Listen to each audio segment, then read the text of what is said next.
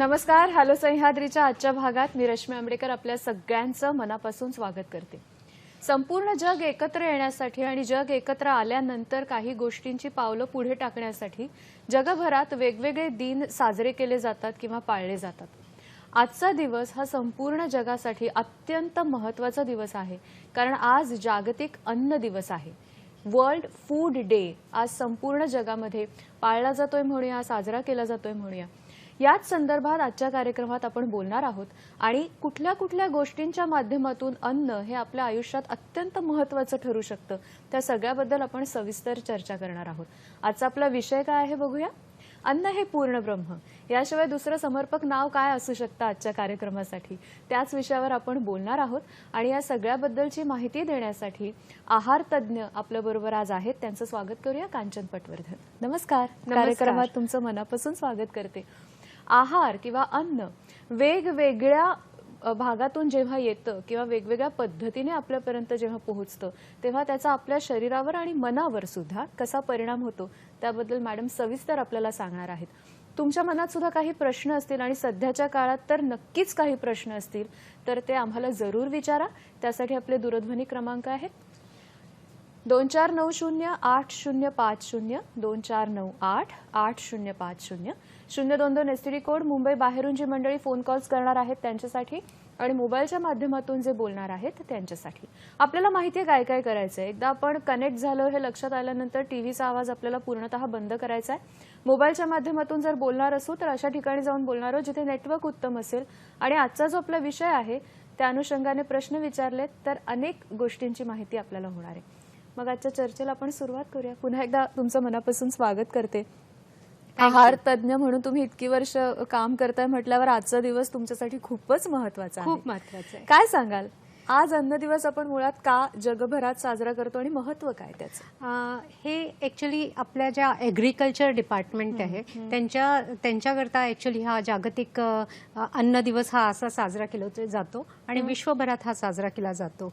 आणि यावर्षी जो थीम आहे त्याला ग्रोथ, डेव्हलपमेंट अँड सस्टेन आणि अशी एक ती थीम दिली आहे. ग्रो, नरिश अँड सस्टेन असं ती थीम दिली आहे.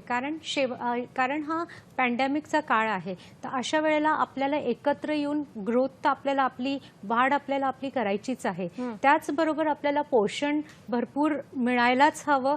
कारण जर पोषण नसेल तर आपली सस्टेनेबिलिटी म्हणा, ग्रोथ म्हणा, सगळंच थांबणार आहे. तर त्याच्याकरता ही जी थीम दिली आहे ती खूपच छान थीम दिली आहे. मागच्या वर्षी जी थीम होती ती मालन्यूट्रिशनवरती होती. म्हणजे मालन्यूट्रिशन म्हणजे दोन्ही प्रकारचे असतात. जेव्हा आपण जास्ती खातो तेव्हाही त्याला मालन्यूट्रिशन म्हणतात, पण ते ओबॅसिटीच्या फॉर्ममध्ये असतात. आणि जेव्हा अंडर नरिश म्हणजे जेव्हा कमी पोषण असतं तर तेव्हा ते अंडर नरिश्ड. तर आपल्याला यावर्षीचा जो थीम खूप छान आपल्याला यावर्षी सगळ्यांना जसं आपण करतोय.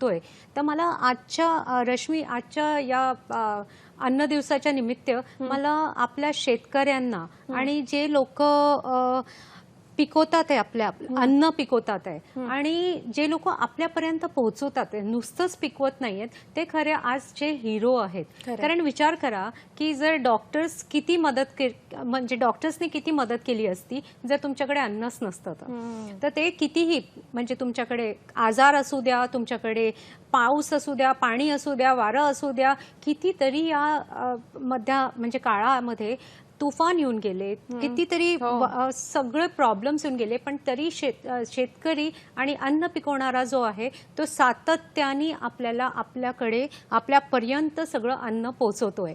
तर याकरता मला त्यांना आज खरंच धन्यवाद द्यावासा वाटतो की ते पण आपले कोरोना वॉरियर्स आहेत आणि त्यांना सगळ्यांनी सगळ्यात मनपूर्वक धन्यवाद दिला पाहिजे. कारण ते नसते तर आपल्याला अन्न भेटलं नसतं तर कसला पोषण आणि कसली सस्टेनेबिलिटी. मला वाटतं या कोरोनाच्या काळामध्ये प्रत्येकच विभाग आपलं आयुष्य किंवा आपलं जगणं चांगलं होण्यासाठी कसा कार्यरत असतो आणि ज्याची नोंद आपण इतर वेळेला घेत नाही त्या सगळ्यांना आता प्रकाश एक झोत मिळालेला आहे. सगळेच फ्रंटला आलेले आहेत की या सगळ्या मंडळींमुळे आपलं आयुष्य चांगलं असतं नेहमीच, नाही का. जीवनशैलीमध्ये या कोरोनाच्या काळामध्ये जे अनेक वेगवेगळे बदल झाले तसा जीवनशैलीमध्ये सुद्धा खूप मोठा बदल घडून येतोय. तर या सगळ्या प्रोसेस बद्दल तुम्ही काय सांगा आणि सविस्तर सांगा. कारण जेव्हा आपण जीवनशैली म्हणतो आहोत तेव्हा काही जणांनी या काळाचा चांगला फायदा करून घेतला, पण काहींना ते गणित नाही जमलेलं. हां तर चांगलं वाईट सगळी निरीक्षणं जी असतील ती आपल्या प्रेक्षकांपर्यंत नक्की नक्कीच. पोहोचवा. बऱ्याच लोकांनी या लॉकडाऊन आपण जे घरात बसून आणि बऱ्याच लोकांना खूप आवडलं ते की घरात बसतात आहे तर सगळेजण एकत्र आहे, सगळे घरात एकत्र जेवायला लागले, सगळे घरात बसून एकत्र कुटुंब प्रकृतीप्रमाणे आणि सगळी कामं स्वतः करू लागलेत. सगळ्यात मोठा आता हा बदल झाला. कितीही तुमची लाईफस्टाईल चेंज झाली पण तुम्हाला शेवटी अन्न शिजवावंच लागतं आणि ते खावंच लागतं आणि मग त्यामुळे तुमची हालचाल वाढली आणि बरेच हे एक पॉझिटिव्ह चेंजेस म्हणजे मला जे दिसलेत या लॉकडाऊनच्या काळामध्ये जे चेंजेस दिसलेत. आता कितीतरी लोक असतात की ते घरी हार्डली जेवतात कारण त्यांना वेळच नसायचा की रात्री 10 वाजतापर्यंत ते काम करतात तर कधी येतील, कधी जेवण बनवतील, कधी करतील. तर या काळामध्ये वर्क फ्रॉम होम असल्यामुळे ते थोडं ना थोडं फार त्यांच्या स्वतःकरता काढतात आहे आणि स्वतःला त्यांचं जेवण बनवतात आहे, कुटुंबाला वेळ देतात आहे. ते एक थोडीशी शैली बदलली आहे. पण त्याचबरोबर काय झालंय की आता चला उठायचंय, करायचंय, तर ते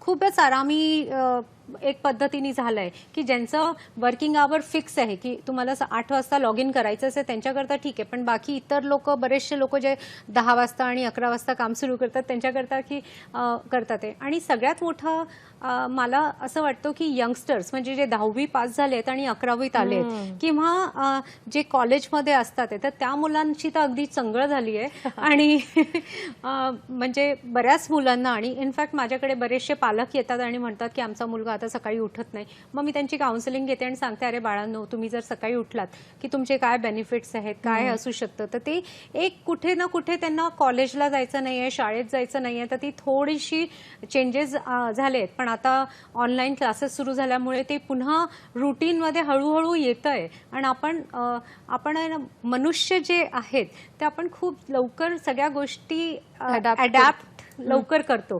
तर या गोष्टी ऑनलाईन क्लासेस पण मुलांनी खूप लवकर अडॅप्ट केली आणि इनफॅक्ट आपण पण ऑनलाईन वर्किंग सगळे करतोच आहे. तर ते अडॅप्टेशन आणि एक्सेप्टेबिलिटी पॉवर खूप आहे आपल्यामध्ये. तर असं ते मुलांबरोबर.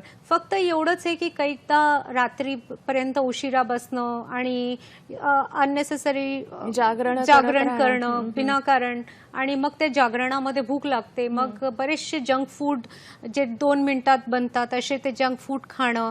तर या सगळ्या गोष्टी बरेचसे म्हणजे मला दिसलेत आणि त्याच्यामुळे बरेचसे प्रॉब्लेम्स सुद्धा दिसलेत.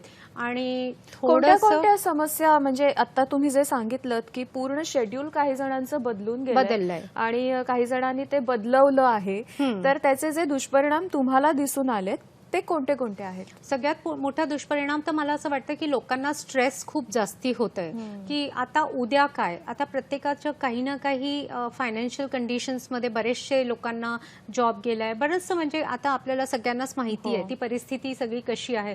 तर थोडासा स्ट्रेस लेवल वाढल्यामुळे तुमचं बीपी, कोलेस्ट्रॉल, डायबिटीज म्हणजे हे एक तिन्ही जे लाईफस्टाईल डिसऑर्डर्स आपण म्हणतो ते सगळ्यात जास्ती इफेक्ट झालेले आहेत. आणि त्याचबरोबर मुलांना देखील, लहान मुलांना आणि मुलींना देखील एक स्ट्रेस झालाय की आता माझी 10वी झाली आहे तर मला कुठे ऍडमिशन मिळेल, मला 12वीमध्ये 11वीमध्ये कुठे काय करायचंय. इंजिनिअरिंगचे मुलं म्हणा की ते फायनल इयरला आहेत तर त्यांना की आता माझं काय, नेक्स्ट काय. तर ते थोडं ना फार थोडं त्यांच्या सबकॉन्शियस माइंडमध्ये हे एक स्ट्रेस तर आहे आणि जे मला दिसून येतंय आणि त्याच्यामुळे आपण म्हणतो की हा मूड जे आपले चेंजेस होतात त्याच्यामुळे आपली आहारशैली पण बदलत जाते. आणि असे काही पदार्थ असतात की जे तुम्ही खाल्लेत की तुम्हाला ते लगेचच त्यांनी आपल्याला असं वाटतं की त्यांनी आपले मूड चांगला होतोय पण लगेच तो मूड खालती पण जातो. तर असे म्हणजे बदल मी खूप लोकांमध्ये बघितले आणि त्यामुळे त्यांचं वजन वाढतोय, त्यांचा एक लाईफस्टाईल डिसऑर्डर्सचे प्रॉब्लेम्स मला नक्कीच समोरी दिसतात. बरोबर. आपण मानसिक स्वास्थ्य या काळामध्ये आणि त्याच्यामध्ये उत्तम आहार आपल्याला कशी मदत करू शकतो ह्यावर सविस्तर थोड्या वेळाने बोलणार आहोतच. पण सगळ्यांच्या मनात आता प्रश्न आहे की कोरोना जेव्हा आला जगामध्ये आपल्याकडे, त्यानंतर आहार कसा असला पाहिजे जेणेकरून आपली इम्युनिटी वाढेल किंवा एकंदरीतच आपल्या स्वास्थ्यासाठी आहार कसा असायला हवा यावर खूप चर्चा झाली. आता पुन्हा एकदा नव्याने त्याच्यावर चर्चा होतीये की आता जे बदल आपल्याला करायचे ते आयुष्यभरासाठी करायचे असं सुद्धा म्हटलं जातं. तर त्याबद्दल काय सांगाल तुम्ही? खरी गोष्ट आहे की जे आपण आज जे आपण पावलं उचलू तेच आपलं उद्याचं भविष्य निर्धारित करेल आहे. तर त्याच्याकरता डेफिनेटली आपल्याला एक चांगलं पोषक आहार आज घेतला गेला पाहिजे. आणि स्पेसिफिकली कोरोनामध्ये आपण सगळे डॉक्टर ओरडून सांगतात की सगळ्यात पहिले तर आपल्याला आपलं हायजीन मेंटेन ठेवायचं आहे. दुसरी गोष्ट आपल्याला आपले न्यूट्रिशन म्हणजे पोषण आपलं चांगलं ठेवायचं आहे. म्हणजे आपली इम्युनिटी जर चांगली राहिली तर कोणताही आजार आपण त्याच्याशी लढू शकतो. असं नाही आहे की आज आपल्याला नसेल आलं, पण जर आपण आपला चांगला आहार घेतला आणि चांगलं पोषण घेतलं तर त्या व्हायरसशी आपण चांगल्या रीत्याने आपण त्याच्याशी लढू शकतो. तर त्याच्याकरता सगळ्यात पहिला तर मी जे म्हणेन की अँटीऑक्सिडंट्स युक्त आपलं जेवण. आता अँटीऑक्सिडंट्सला मी सोप्या भाषेत सांगेन तर विटॅमिन्सचेच एक प्रकार असतो. म्हणजे जसं आता आवळ्याचा सीझन सुरू झालाय तर सगळ्यात चांगला आपला अँटीऑक्सिडंट आहे तो आवळा. आता लोक म्हणतात की आता आम्ही आवळा कसा खायचा, नुसताच आवळा कसा खायचा, किंवा लोक त्याचा मुरवळा करतात आणि त्याचं लोणचं वगैरे करतात. आणि ठीक आहे, कधीतरी खायला ते पण ठीक आहे, पण मी काय सांगेन तुम्हाला की जर तुम्हाला आपला इम्युनिटी बुस्टिंगसाठी तुम्ही आवळा खाताय आणि तुम्ही पूर्ण परिवाराला देताय तर तुम्ही काय करू शकता की जसे आता तुमच्या फॅमिलीमध्ये 5 लोक आहेत तर 5 आवळे घ्यायचे, त्याचं मिक्सरमधनं त्याचा ज्यूस काढायचा, त्याच्यात थोडंसं पुदिना, कोथिंबीर, थोडीशी काळं मीठ आणि जिरं टाकून असा तो ड्रिंक तयार करून तुम्ही सकाळी सकाळी घेऊ शकता. ज्यांना बीपीचा त्रास असेल त्यांनी ते काळं मीठ पण टाळायचं आणि नुसतंच तसं प्यायचं. तर असं घेतलं ना तर सकाळी सकाळी आपल्या शरीरामध्ये भरपूर अँटीऑक्सिडंट जातील. कारण आपल्याला माहिती आहे की आवळा हा संत्र्यापेक्षाही 4 पटींनी जास्ती व्हायटॅमिन सी देतो. आणि व्हायटॅमिन सी हा एक खूपच चांगल्या प्रकारचा अँटीऑक्सिडंट असतो. तशाच बरोबर आपल्याला झिंकयुक्त पदार्थ पण आता सगळेच डॉक्टर आणि डायटिशियन्स आम्ही सांगतोय की झिंकयुक्त पदार्थ खा. आपण त्याच्याकडे जाऊया की हे सगळे पदार्थ त्याबरोबरीने आम्हाला हेही सांगा की शरीरामध्ये नेमकं काम काय करतात. तर त्याच्याबद्दल पण आपण बोलूया. पण एक फोन आहे. संतोष राजगुरू वाशिमहून आपल्याशी बोलतायत. नमस्कार, बोला. माझा प्रश्न असा आहे जी की कोरोनाच्या या साथीमध्ये सकस आहार कोणता, व्हेज नॉन व्हेज कोणता सकस आहार घ्यावा की त्यांनी रोगप्रतिकार शक्ती वाढेल? बरं, आपण आता त्याच्यावरच चर्चा करतोय सविस्तर. संतोषजी, तुमच्या प्रश्नाचं उत्तर मिळत राहणाऱ्या या संपूर्ण कार्यक्रमामध्ये ब्रेक नंतर आपण त्याच्याकडे पुन्हा वळूया. बघत रहा हॅलो सह्याद्री. ब्रेक नंतर कार्यक्रमामध्ये पुन्हा एकदा स्वागत. अन्न हे पूर्ण ब्रह्म आजचा आपला विषय आहे. आज जागतिक अन्न दिवस आहे आणि कांचन पटवर्धन मॅडम आपल्याला या सगळ्याबद्दलची माहिती देत आहेत की कसं अन्न असावं, सकस आहार आणि आहाराचा आणि मानसिक स्वास्थ्याचा काय संबंध आहे याच्याकडे आपण नंतर येणारच आहोत. संतोषजीने जो प्रश्न विचारला त्याबद्दल तर टप्प्याटप्प्याने आपण बोलतोच आहोत. पण नॉनव्हेज बद्दल लोकांच्या मनात खूप संभ्रम होता आधी बऱ्यापैकी, आता कमी झाल्यामुळे पण तरी तो आहे. त्यांच्या प्रश्नावरून हे जाणवलं. काय सांगाल? संतोषजींनी खरंच चांगला प्रश्न घेतला. कारण आपण जो आता मी अँटीऑक्सिडंट सांगितले, व्हायटमिन सांगितलं, झिंक सांगितलं, त्याच्यानंतर मी प्रोटीन्सवरतीच येणार होते. तर काय असतं की जेव्हा तुम्ही खूप कमी प्रोटीन घेतलं तरी तुमची रोगप्रतिरोधक क्षमता कमी होते. म्हणून जेव्हा तुमचं कोणत्याही प्रकारचा कधी आजार होतो किंवा काही होतं तर डॉक्टर्स तुम्हाला सांगतात की इझिली डायजेस्टेबल प्रोटीन्स तुम्ही घ्या. असं नाही आहे की तुम्ही अगदी व्यवस्थित, जर तुम्ही व्हेजिटेरियन आहात तर व्हेजिटेरियन सोर्सेसचे जे प्रोटीन्स असतात ते घेऊ शकता.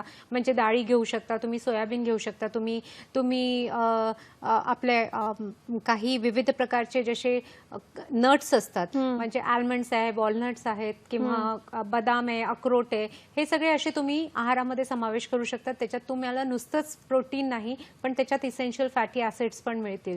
तर आपल्याला प्रत्येक सकस आहाराचा अर्थ असा असतो की त्याच्यामध्ये प्रत्येक घटक त्याच्यात आवर्जून असलेच पाहिजे. म्हणजे त्याच्यात प्रोटीन पण असले पाहिजे, त्याच्यात कार्बोहायड्रेट पण असले पाहिजे, त्याच्यात आपले फॅट्स पण असले पाहिजे. म्हणजे वसा पण आपल्याला तेवढीच गरजेची आहे. बरेच लोक समजतात की आपण जर वजन कमी करताना स्पेसिफिकली की आपण फॅट फ्री डाएट घेतला तर फॅट फ्री डाएट हा खूप मोठा चुकीचा कॉन्सेप्ट आहे.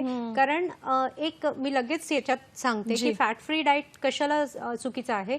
जर आपण फॅट फ्री डाएट घेतला, खूप कमी फॅट्स घेतलेत तर फॅट सॉल्युबलचे जे विटॅमिन्स असतात जसं A, D, E, K हे मेजर विटॅमिन्स जे आहेत ना आपले ते घटक ते सगळे फॅट सॉल्युबल आहेत आणि ते सॉल्युबलच नाही होणार, विरघळणारच नाही तर ऍब्झॉर्ब कसे होतील. तर त्यामुळे फॅट फ्री डाएट अजिबात असं काही करू नका. पण याचा अर्थ असा नाही की तुम्ही वडापाव खायचा किंवा तुम्ही जसं नॉनव्हेज असेल तर बरेच लोक फिश खातात. तर मला असं वाटतं की फिश तुम्ही खा पण करीच्या फॉर्म मध्ये खा. त्याच्यात थोडं खोबरं टाकलं तरी चालेल, शेंगदाण्याचा कूट टाकला तरी चालेल, पण त्याच्यात ते तळून आणि ते तसं प्रकार कमी केलं पाहिजे.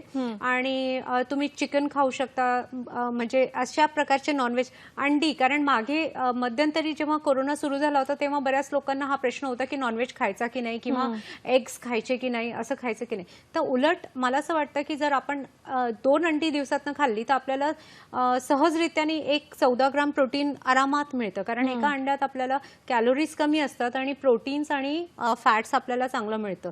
त्याचबरोबर त्याच्या ज्या येलो पार्ट असतो ते लोक काढून फेकून देतात. तर तो खाल्ला गेला पाहिजे. कारण या येलो पार्ट मध्ये तुम्हाला व्हिटॅमिन डी मिळतंय, ल्युटीन मिळतंय. ह्या जो ल्युटीन अँटीऑक्सिडंट आहे हे तुमच्या डोळ्यांकरता खूप चांगलं असतं. त्याचबरोबर व्हायटामिन बी कॉम्प्लेक्स पण तुम्हाला त्याच्यात मिळतं आणि व्हायटामिन ए सुद्धा मिळतं, आयर्न आणि कॅल्शियम सुद्धा मिळतं. तर आपण असं जर घेतलं तर एक छोट्याशा कॅलरीज मध्ये आपल्याला मिळू शकतं. पण व्हेजिटेरियन लोक, जे लोक नाही खात, तर त्यांनी नक्कीच आपल्या आहारामध्ये शेंगदाणे आहे, चणे आहेत, राजमा आहे, छोले आहे, म्हणजे अशा प्रकारचे विविध प्रकारचे बरोबर पल्सेस आपण डाळी घेतल्या गेल्या पाहिजे. तर त्यांनी पण आपल्या सगळे प्रकारचे प्रोटीन्स आपल्याला मिळतील आणि विटॅमिन्स आणि झिंक त्याच्यातनं भरपूर मात्रामध्ये मिळेल. मला आता हसायला या कारणासाठी आलं की पूर्वी घरामध्ये छोटा खाऊ खाण्यासाठी काय खायचंय असं म्हणून जर आजीकडे आपण गेलो, तर आईकडे गेलो, तर ती सहज आपल्याला गूळ शेंगदाणे द्यायची खायला किंवा खोबरं आणि गूळ खायला द्यायची. तर मला वाटतं हे आता परत सुरू करायला हरकत नाही, कारण त्याने आपल्याला खूप चांगली मदत होऊ शकते ना. या छोट्या छोट्या ज्या गोष्टी ज्या आपण पूर्वी खायचो, आता घरीच आहोत तर पुन्हा सुरू करू शकतो. काय सांगाल? खूपच चांगली, हा एक खूप चांगला. आणि मी मध्यंतरी, म्हणजे मी जेव्हा पण सांगते लोकांना की तुम्ही चहा बरोबर काय खाल्लं पाहिजे, तर मी सांगते की शेंगदाणे खा किंवा रोस्टेड चणे खा, असं आपण भाजलेले चणे असे खाऊ शकतो, किंवा दडपे पोहे साधारण ते खाऊ शकतो आपण. किंवा मी लहानपणी ना दूध पोहे खूप आवडीने खायचे, पण आता दूध पोहे पण मी साखर आता अवॉइड करते. तर आपण त्याच्यात खजूर टाकू शकतो, आपण त्याच्यात गुळ नाही, दुधामध्ये गुळ शक्यतो फाटतं ते, तर आपण घालू शकतो. असं काही विपरीत आहार नाहीये, पण तरी त्यातल्या त्यात आपण गुळ कशात घालावा, तर तो गुळ पाण्यात विरघळून आपण पिऊ शकतो. अच्छा, एक अजून मी खूप चांगली गोष्ट सांगते, कारण माझा गुळ हा अगदी फेवरेट वीक पॉइंट आहे आणि मला फारच आवडतो, खायला सुद्धा आवडतं. तर त्याचे लाडू करून जर आपण खाल्ले, आणि जसं सपोज आपण नारळाच्या वड्या आपण करतो तर साखरीच्या करतो, पण त्या जर गुळाच्या केल्या तर ते खूप खमंग लागतात. आणि त्याच्यातला जो याच्यामध्ये जो आयर्न आहे गुळामध्ये आणि कॅल्शियम आहे, तर त्याचा इतका सुंदर कॉम्बिनेशन होतो की तुम्ही एक छोटी वडी खाल्ली ना की ते तुमच्या मूडला चांगलं करण्यासाठी खूप छान आहे. म्हणजे आपण गोड पण खाऊ शकतो, पण फक्त आपल्याला सावध राहायला पाहिजे की आपल्याला कसल्या प्रकारचं गोड आपण खाऊ शकतो आपल्या मूडला इन्क्रीज करण्यासाठी. करेक्ट मॅडम, अशा अशा पदार्थांची नावं घेत आहेत ती इतकी टेम्पटिंग आहेत, पण त्याबरोबरीने ती तितकीच पोषक सुद्धा आहेत. आणि हाच आपला मोटो आहे यावर्षी, नंतर सलग पुढल्या काही वर्षांसाठी नाही, आयुष्यभरासाठी. भीमाशंकर यांचा अहमदनगरहून फोन आहे, काय म्हणतात बघूया. नमस्कार. नमस्कार डॉक्टर. नमस्कार. हा, माझा एक प्रश्न होता की माझे 3 वर्षाची मुलं आहेत आणि त्यांना युट्यूबवर व्हिडिओ बघून जेवण करण्याची सवय आहे, तर त्याचे काही दुष्परिणाम होऊ शकता का, आणि मार्गदर्शन काय कराल तुम्ही मग यावर?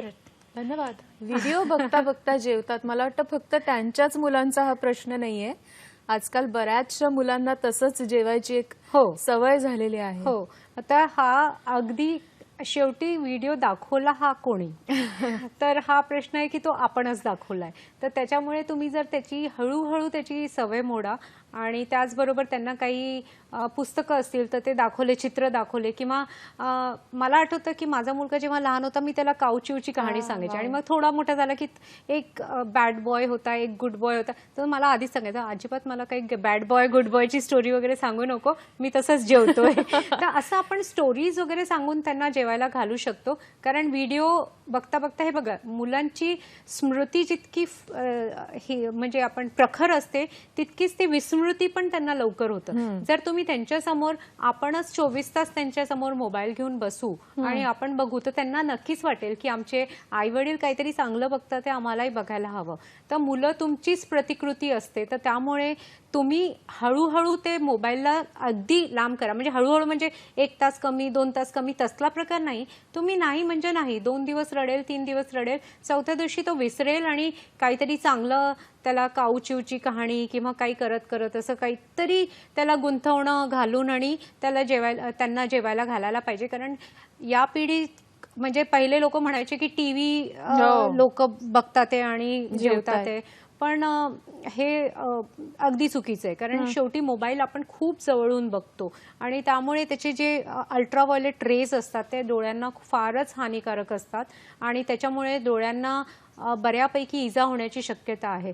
तर शक्यतो लहान मुलांना अजिबात देऊ नये आणि त्यांना असल्या कामांसाठी तर मुळीच देऊ नये. जेवताना कुटुंबाने एकत्र जेवणं, ह्या मला वाटतं हा सगळा काळ आपल्यामध्ये पुन्हा एकदा चांगले बदल घडवून आणण्यासाठी खूप महत्वाचा आहे आणि त्याचा आपण तशा पद्धतीने फायदा करून घेतला पाहिजे. जी पूर्वी घराघरात एकत्र जेवण्याची पद्धत होती, बरोबर आहे, किंवा संवादाची पद्धत होती, ते परत आपण सगळं सुरू करू शकतो. अगदी अगदी. हे ऍक्च्युली मी तर म्हणते आपण प्रत्येक याला एक आपण त्याला सुवर्ण काळच म्हणायचा, की कुठे आपल्याला वेळ होता की आपण सकाळी नाश्ता पण एकत्र करतोय, दुपारचं लंच पण एकत्र करतोय, आपण आपलं रात्रीचं जेवण पण एकत्र करतोय.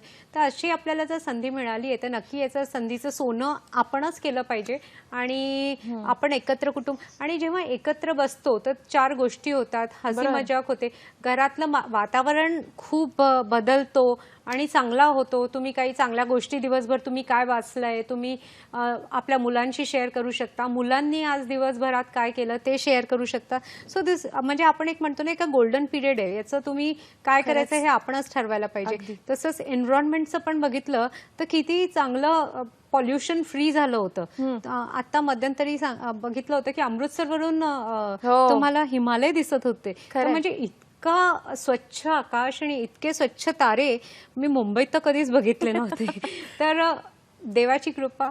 खरंय, आपण प्रत्येक गोष्टीकडे कसं बघतो हे सुद्धा शेवटी खूप महत्वाचं आहे. अजय बांगर वाशिमहून आपल्याशी बोलतायत, काय प्रश्न विचारतायत? नमस्कार. Hello madam. बोला अजयजी. माझा प्रश्न असा आहे मॅडम की कोरोनाच्या काळामध्ये जे डायबिटिक पेशंट आहेत त्यांना भाताचं प्रमाण कसं घेतलं पाहिजे? डायबेटिक पेशंटना जे डायबिटिक किंवा ज्यांना दंतकणाचा आजार आहे अशा लोकांनी भाताचं प्रमाण कसं घेतलं पाहिजे? भाताचं प्रमाण कसं ठेवलं पाहिजे? ओके, काय सांगा? हो, अगदी हा खूपच छान प्रश्न विचारला तुम्ही अजयजी. पण आता कसं आहे की आपण महाराष्ट्रात राहतो आणि बऱ्याच ठिकाणी भात इथे पिकवला जातो, तर हा भात तिथला लोकल खाद्य झालं. तर आपल्याला डेफिनेटली आपण जो पांढरा भात खातो तर त्याच्यामध्ये कार्बोहायड्रेट म्हणजे खूप जास्ती असतं. तर त्यामुळे डॉक्टर्स सांगतात, सरळ सांगतात की भात खाऊ नका, किंवा डायटिशियन्स पण बऱ्याच वेळा आपल्याला सांगतात की भात खाऊ नका. पण आपल्याला जर भाताची सवय आहे तर आपण काय करू शकतो त्याच्यात, की जसं सपोज 1 वाटी तुम्ही भात खाल्लाय आणि भाताची शिजवायची पद्धत पण तुम्ही एक चेंजेस करू शकतात. त्याच्यात तुम्ही पूर्ण पेज काढू शकता. म्हणजे पाणी मोठ्या कुकरमध्ये भात न शिजवता तुम्ही पातेलीत जास्ती पाणी टाकून भात शिजवा आणि ते भाताचं जे पेज असेल ते पूर्णपणे काढून टाका. तर त्यांनी काय होईल की जे कार्बोहायड्रेट्स असतील ते म्हणजे सिंपल कार्बोहायड्रेट्स ते निघून जातील आणि आपल्याला फायबर, प्रोटीन्स असं आपल्याला थोडक्यात मिळेल. आणि मेन काय असतं की जेव्हा आपण जेवतो तर आपल्याला मानसिक समाधानासाठी जेवलं गेलं पाहिजे. आणि आज सपोज मी कोकणात जन्मलेली आहे आणि मला तुम्ही पोळी दिली तर माझा तो मानसिक समाधान होणार नाही, आणि मानसिक समाधान नाही झालं तर हे तुमच्या हेल्थवरती ऍडव्हर्स इफेक्ट टाकेल. तर त्याच्याकरता आपल्याला काय केलं पाहिजे की भाताची पेज काढली तर त्याचे कार्बोहायड्रेट्स कमी झाले. आता आपल्याला याच्यात वाढवायचंय काय, डायबिटीज करतं तर ते तुम्हाला वाढवायचं आहे फायबर. फायबर म्हणजे जे चोथा असतो तो वाढवायचा आहे. तर त्याच्याकरता तुम्ही त्याच्यात कोशिंबिरी खा, भरपूर प्रमाणात कोशिंबिरी आणि भाजी तुम्ही खाऊ शकता. त्याचबरोबर जसं तुम्ही 1 वाटी भात खाताय तर जवळजवळ 1 वाटी तुम्ही कोशिंबीर खा आणि 2 वाट्या तुम्ही चांगलं वरण घ्या. वरण किंवा तुम्ही मटकी किंवा उसळी जे म्हणता तुम्ही ते खाल्लं आणि सगळं मिक्स केलं की तुम्हाला चांगला पोट पण भरेल, तुमचे एमिनो ऍसिड्स पण तुम्हाला मिळतील, तुमचे विटॅमिन्स पण मिळतील आणि त्याचबरोबर तुमचं शुगर सुद्धा कंट्रोलमध्ये येईल. कारण तुम्ही कार्बोहायड्रेट जो सिंपल कार्ब आहे तो तुम्ही काढूनच टाकलाय. बरोबर. हा, आणि तुम्हाला मानसिक समाधान सुद्धा मिळतोय. तर अशाच रीत्याने तुम्ही भात खाल्लात तर तुम्हाला खरं सांगते काहीच त्रास होणार नाहीये.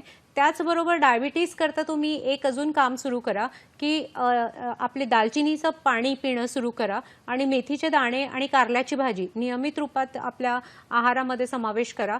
5 किलोमीटर चाला. तर जर तुम्ही तुमच्या हृदयाकरता 5 किलोमीटर चालाल तर तुमचं हृदय तुमच्याकरता आयुष्यभर चालेल. वा वा वा, क्या बात आहे. तर पण आता एवढंच तुम्ही काम हे जे करायचंय. दालचिनीचं पाणी सांगितलं त्याचं काय साधारण प्रमाण असेल ते पण सांगा. नक्कीच आपण काय करू शकतो की खूप दालचिनी हा एक जो एक म्हणजे झाडाची ती एक साल आहे, साल हा. आहे.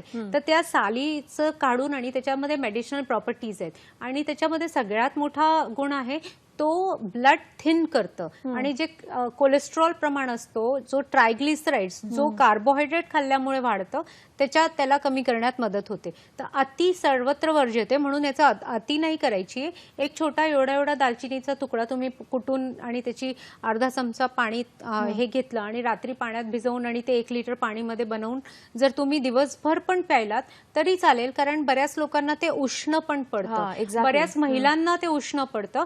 तर असं तुम्ही करू शकता.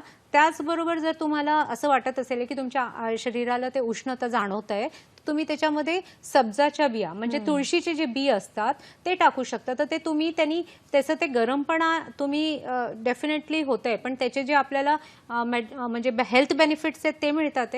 पण आपल्या शरीरातली उष्णता कमी करण्यासाठी आपण बिया सब्जाच्या बिया म्हणजे तुळशीच्या बिया आपण टाकून जर घेतलात तर ते आपल्या शरीराला चांगलं हे उपयोगी ठरू शकतं.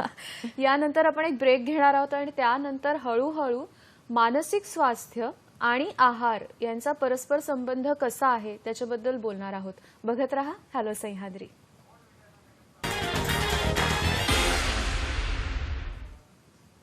ब्रेकनंतर कार्यक्रमात स्वागत. जागतिक अन्न दिवस आज साजरा होतोय, पाळला जातोय आणि त्याच निमित्ताने आपणही अन्न हे पूर्ण ब्रह्म या विषयावर बोलतो आहोत. कांचन पटवर्धन मॅडम आपल्याला सगळं सविस्तर सांगतायत की कोरोनाच्या काळात कशा पद्धतीचा आहार असायला हवा आणि त्याबरोबरीने सगळ्यात महत्त्वाची गोष्ट म्हणजे या काळामध्ये पोषण किंवा आहार हे तर आहेच पण मानसिक स्वास्थ्य ही गोष्ट सुद्धा खूप मोठ्या प्रमाणात त्याची चर्चा झाली आणि आपण वेगवेगळ्या प्रकारच्या बातम्या रोज वाचतो आहोत.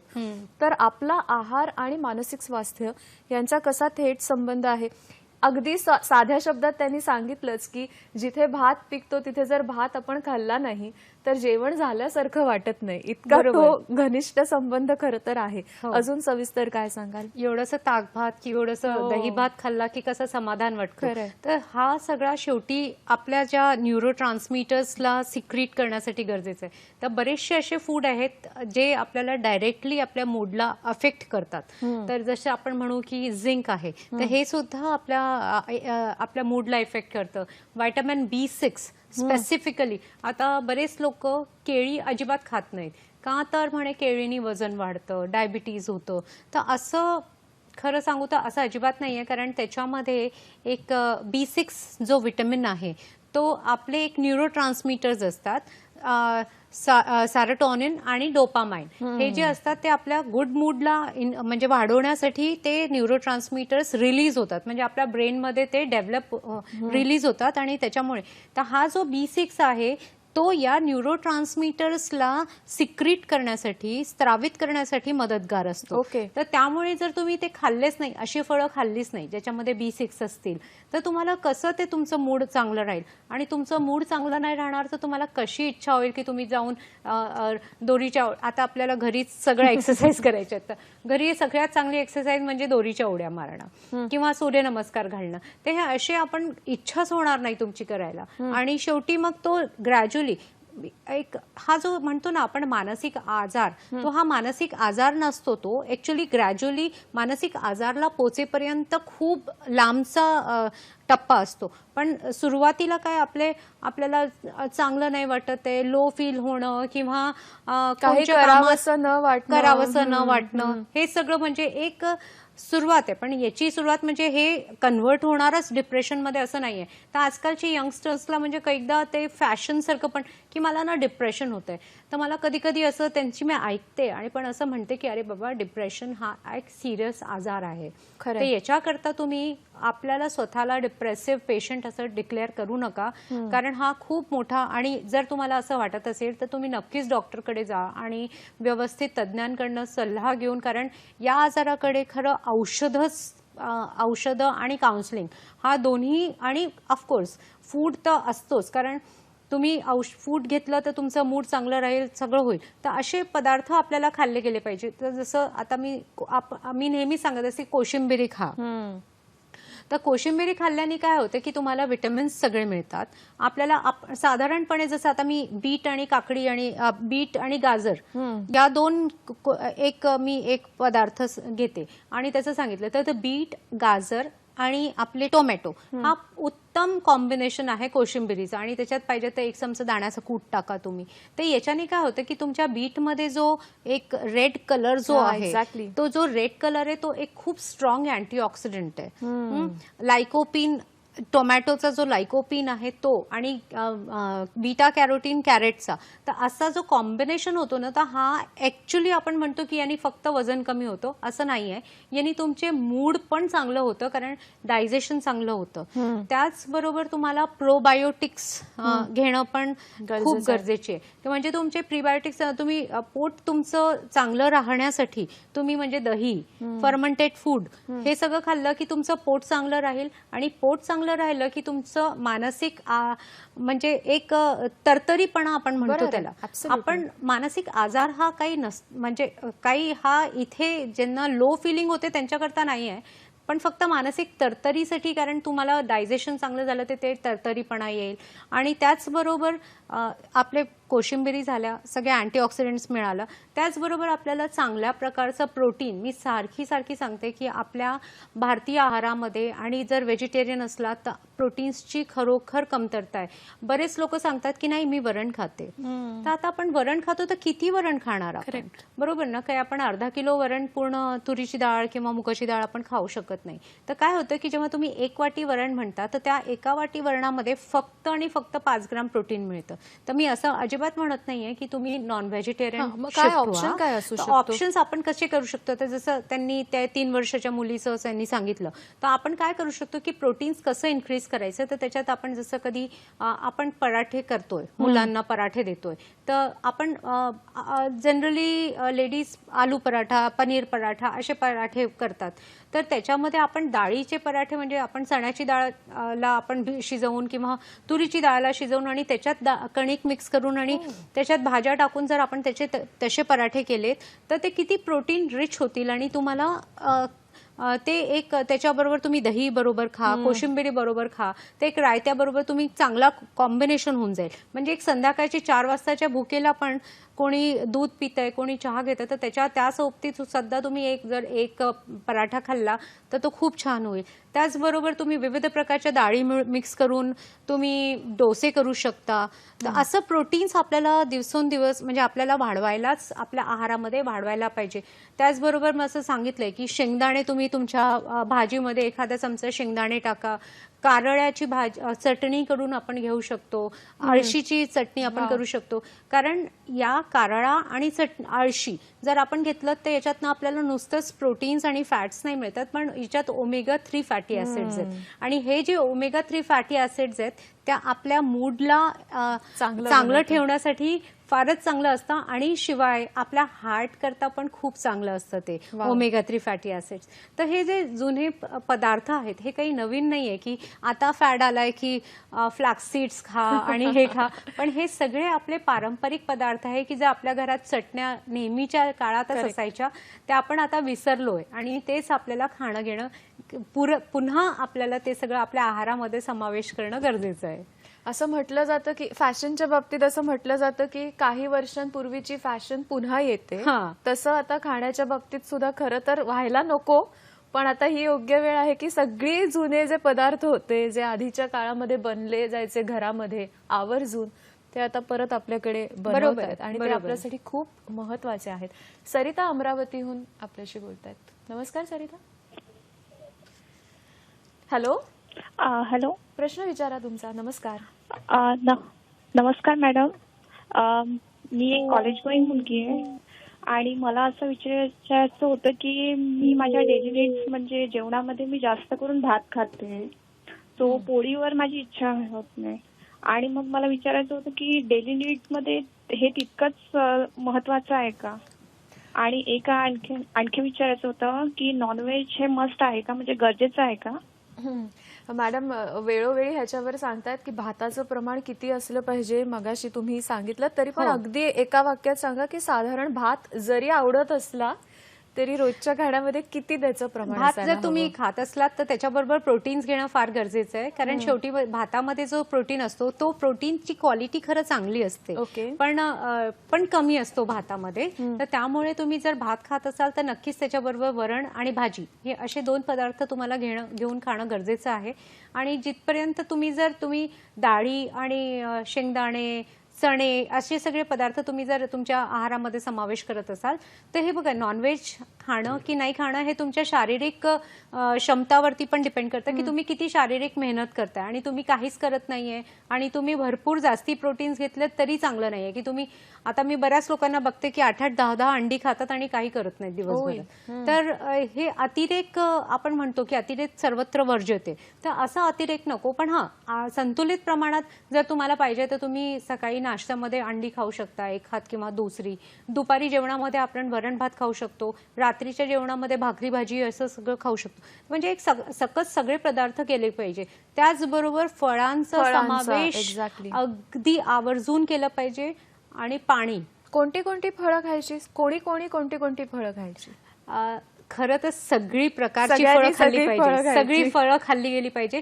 फक्त फळं खाण्याचा एक रूल आहे की आपल्याला जेवणाच्या तुरंत म्हणजे एकदम नेक्स्ट आपण जेवणाच्या म्हणजे बरोबर ते फळं खायला नको. आणि मिक्स करून म्हणजे दुधाबरोबर वगैरे मिक्स करून नको. पण बाकी जर तुम्ही जसं सपोज तुमचं एक सकाळची न्याहारी सकाळी झाली आहे तुमची 8 वाजता 9 वाजता झाली आणि तुमचं दुपारचं जेवण सपोज 1 वाजता 1:30 वाजता होतंय, तर तुम्ही जे 11 वाजताची वेळ असते आणि तेव्हा छोटीशी भूक असते तेव्हा तुम्ही फळं खाल्लीत तर ती चांगली तुम्हाला डायजेशन होईल आणि त्याचा पूर्ण तुम्हाला उपयोग होईल. ॲब्झॉर्प्शन पण खूप चांगलं होईल. आणि त्याच्यात म्हणून त्यावेळेला तुम्ही सगळ्यात चांगलं फळ खा, कारण जेवण झाल्या फळं खाणं अजिबात चुकीचं आहे. ओके. बरं, काही जणांना फळं खाताना त्याची साल काढून टाकणं किंवा त्याचा ज्यूस करणं, म्हणजे मिक्सरमध्ये फिरवायचं आणि मग ते गाळायचं आणि मग तो ज्यूस बरोबर. अशी पण काही जणांची आवड असते किंवा आवडतं तसा पद्धतीचं, तर त्याच्याबद्दल काय सांगाल तुम्ही? बरोबर. खरोखर आहे.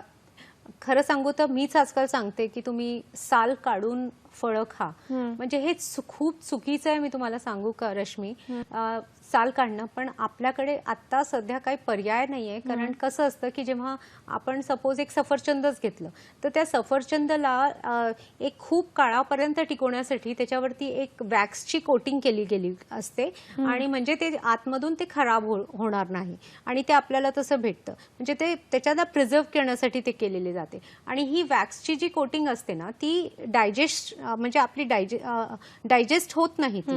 म्हणून जर तुम्ही, मला माहिती आहे की त्या सालामध्ये आणि सालाच्या खालती सगळ्यात जास्त विटॅमिन्स असतात, पण आपण ते वॅक्स पण अफोर्ड करू शकत नाही. तर अशा काळामध्ये आपण 2 सफरचंद खायची आणि साल काढून खायची. कारण पेस्टिसाइड ज्यूसचं असं आहे की आपल्याला नक्कीच जर तुमचे दात चांगले आहेत आणि तुम्हाला काही आजार नाहीये तर तुम्ही नक्कीच याचा ज्यूस करून नका पिऊ. तुम्ही अख्खी फळं खा. पण काही कारणामुळे कोणाला त्रास होत असेल, म्हणजे कोणाला ताप आला आहे, तर अशा वेळेला जर तुम्ही त्यांना ज्यूस करून दिला आणि ज्यूस पण करताना त्याला गाळायचं नाही, स्मूदी करून प्यायची. म्हणजे काय होतं की एक जेव्हा कोणाला ताप आलेला असतो तर तो एक फळ पूर्ण खाऊ नाही शकत, पण त्याच एक फळाचा ज्यूस केला तर तो पिऊ शकतो. पण अगेन गाळायचं नाहीये, It should be गाळायचं smooth. नाहीये, पण फक्त त्यांनाच ज्यांना जे फळं खाऊ शकत नाही आणि जे फळं खातात ते त्यांना फळच खाल्ली गेली पाहिजे. ओके. गुड मूड, चांगल्या मनस्वास्थ्यासाठी आणखीन कोणते कोणते असे घटक आहेत जे आपल्या आहारामध्ये असणं फार आवश्यक आहे, त्याच्याबद्दल आणखीन बोलणार आहोत. पण एका ब्रेकची वेळ झाली. बघत रहा हॅलो सह्याद्री.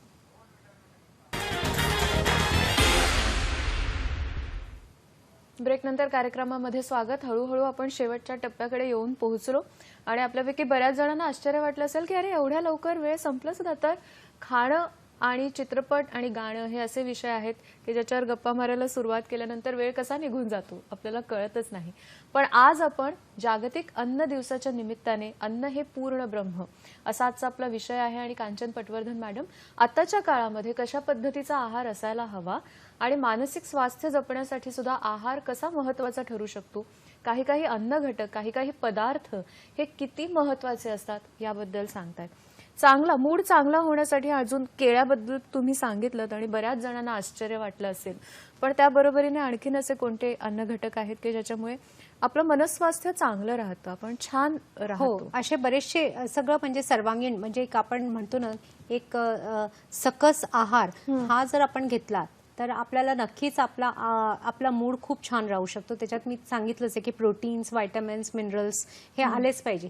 पण एक अजून व्हिटॅमिन आहे जे आता ऍक्च्युली काय झालंय की लॉकडाऊनमुळे आपण सगळे घरात आहोत आणि त्यामुळे आपल्याला सनलाईटमध्ये आपण जाऊन म्हणजे सूर्यकिरणामध्ये आपल्याला मिळत नाही. आणि हा जो व्हिटॅमिन आहे तो सूर्यकिरणापासूनच आपल्याला मिळतो, जसं नाव आहे व्हिटॅमिन डी. तर हा व्हिटॅमिन डी जर आपल्या शरीरामध्ये कमी झाली ना तरी पण आपले मूड स्विंग्स होतात, आपल्याला राग येतो, चिडचिडपणा होते. आणि त्याच्याकरता आपल्याला काय केलं पाहिजे. आता बऱ्याचशा आपण सगळ्यात सोपं आहे की आपण उन्हात 1 तास आपल्या गच्चीवर आपल्या बाल्कनीमध्ये जिथेही ऊन येत असेल तिथे बसायचं, काही प्राणायाम करायचा, योगा करायचा, तिथेच करायचं. आणि दुसरा असा की आपण आहारामधून सुद्धा त्याच्यात घ्यायचं. तर आता व्हिटॅमिन डी युक्त पदार्थ म्हणजे कोणते ते सगळ्यात जास्ती मी सांगितलं की अंड्याच्या योकमध्ये व्हिटॅमिन डी असतं, फिशमध्ये पण काही प्रमाणात व्हिटॅमिन डी असतं, त्याचबरोबर लिव्हरमध्ये असतं, त्याचबरोबर मशरूम्स, व्हेजिटेरियन लोकांकरता मशरूम्समध्ये पण काही प्रमाणात व्हिटॅमिन डी असतं. आणि सूर्य तर हा आपल्याला कायमच आपल्या बरोबर असतो, पण आपण त्याचा उपयोग करून घेत नाहीये. तर असं व्हिटॅमिन डी सुद्धा आपल्याला जर आपल्या आहारामध्ये घेतला तर आपल्या नक्कीच आपला मूड चांगला राहील. आणि त्याचबरोबर फोलेट जो आहे एक हा व्हिटॅमिन आहे ज्याच्याने तुमचं रक्ताल्पता पण होते जर त्याची कमी झाली तर. आणि त्याचबरोबर तुम्हाला चिडचिड होणे, इरिटेशन होणं असं सगळं पण होतं.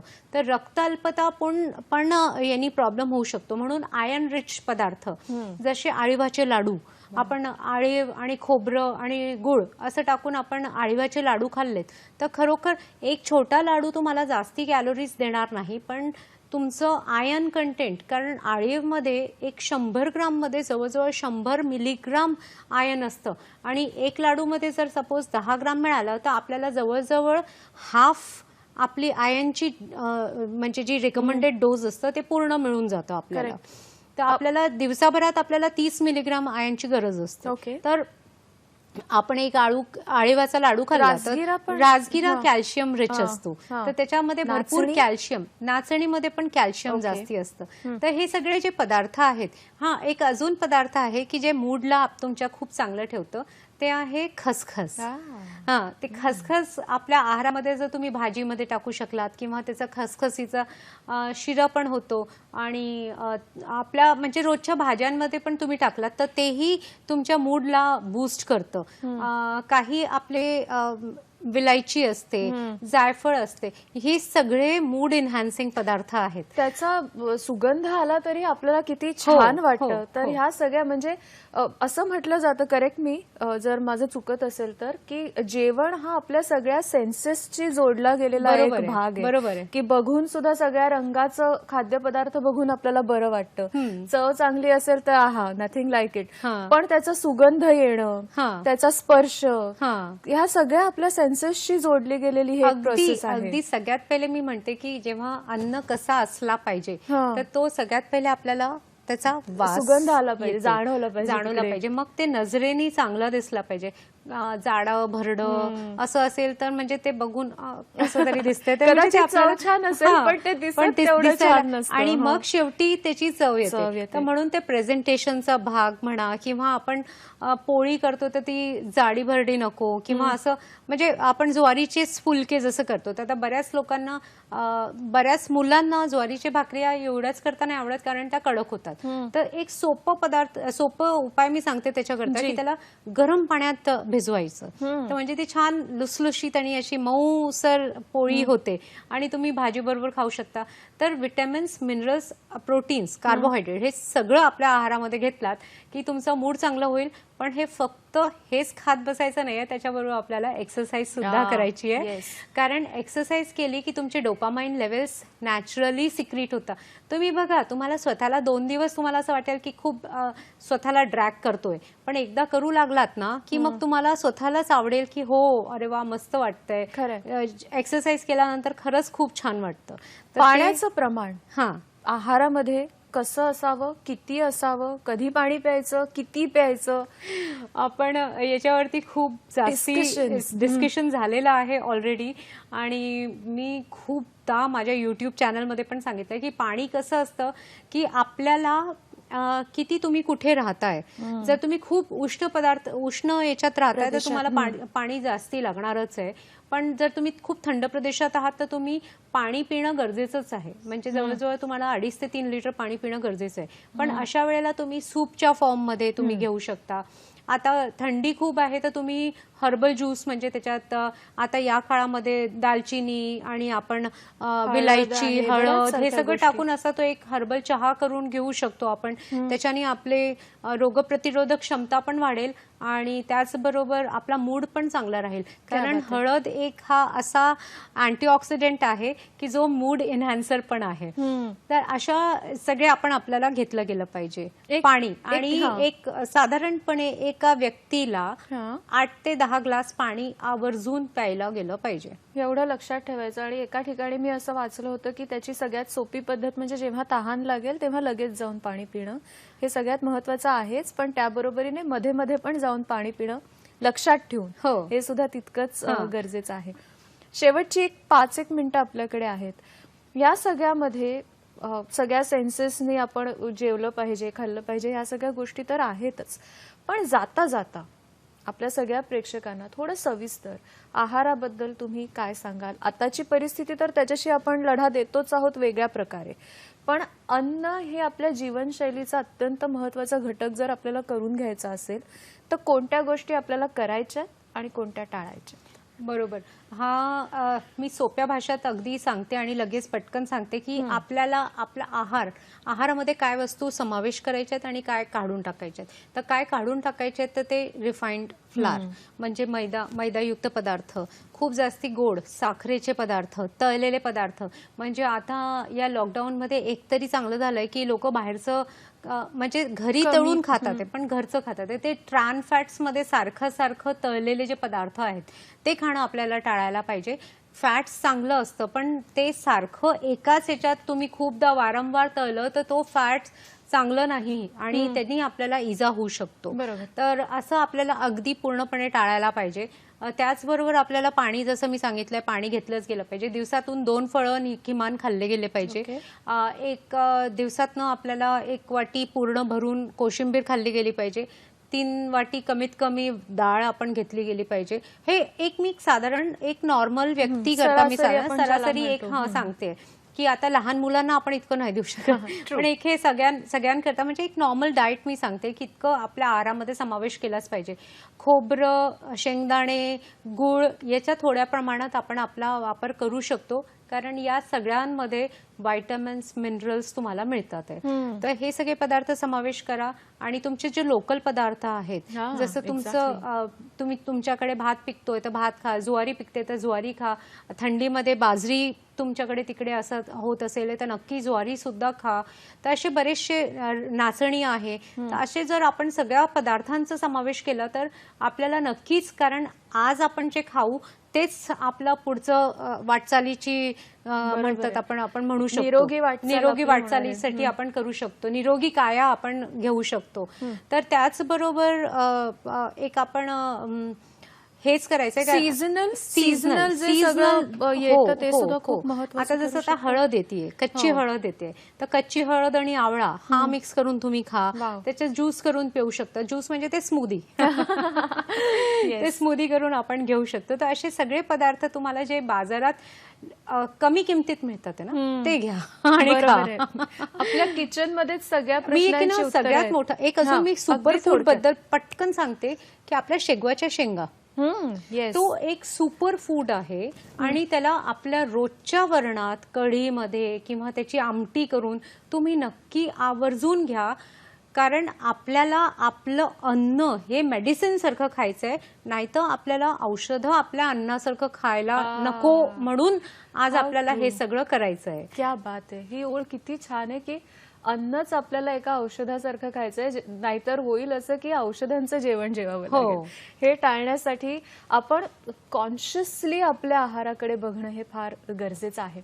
आजचा कार्यक्रम कसा वाटला? मी म्हटलं तसं की खाण्यावर, अन्नावर, जेवणावर जितकं बोलू तितकं कमी आहे आणि अशा पद्धतीचे कार्यक्रम होतच राहतात. आजचा कार्यक्रम तुम्हाला कसा वाटला आम्हाला जरूर सांगा. त्यासाठी वेगवेगळी माध्यमं आहेत. फेसबुक पेजला व्हिजिट करू शकता www.facebook.com/dd सह्याद्री. आम्हाला ईमेल पाठवा hellosahadri20@gmail.com. युट्यूबवर आपला हा कार्यक्रम नंतर तुम्ही बघू शकणार आहात. आज रात्री 11 वाजता हा पुन्हा बघता येईलच, पण नंतर युट्यूबवर सुद्धा बघता येईल. www.youtube.com/dd सह्याद्री. तिथल्या कमेंट्स बॉक्समध्ये जाऊन आजच्या कार्यक्रमाच्या प्रतिक्रिया द्या आणि आपलं ट्विटर हँडल आहे @dd सह्याद्री. तर तिथे सुद्धा तुमच्या प्रतिक्रिया आम्हाला जरूर जरूर येऊ देत. आज इथे आलात आणि तासाभरात एवढ्या सगळ्या गप्पा मारणं खरंच शक्य नाही, पण एका वाक्यात अगदी जाता जाता आपल्या सगळ्या प्रेक्षकांना काय सांगाल? अगदी जाता जाता एंड नोट. घरी खा, घरी बनवून खा, जे खाणार ते चांगलं खा आणि घरीच राहा, स्वस्थ राहा, मस्त राहा. क्या बात आहे. स्वस्थ राहा आणि मस्त राहा. आणि सगळ्यात महत्वाची गोष्ट जाता जाता एवढीच सांगायची की जे आपण अन्न खातोय त्याच्याबद्दल आपण कृतज्ञ राहूया. जिथून आपण सुरुवात केली, ग्रॅटिट्यूड इज, त्याने आणखीन चांगल्या पद्धतीने आपण त्या अन्नाकडे बघू शकू. मॅडम इथे आलात, तुमचे मनापासून आभार मानते. मला इथे बोलवण्याबद्दल पण मला पण डीडी सह्याद्रीचा आभार. Thank you so much. आणि आपल्या सगळ्या प्रेक्षकांचे सुद्धा आभार मानायचे. पुन्हा भेटूया नवीन विषयासह. आज मात्र इथेच थांबतोय. नमस्कार. नमस्कार.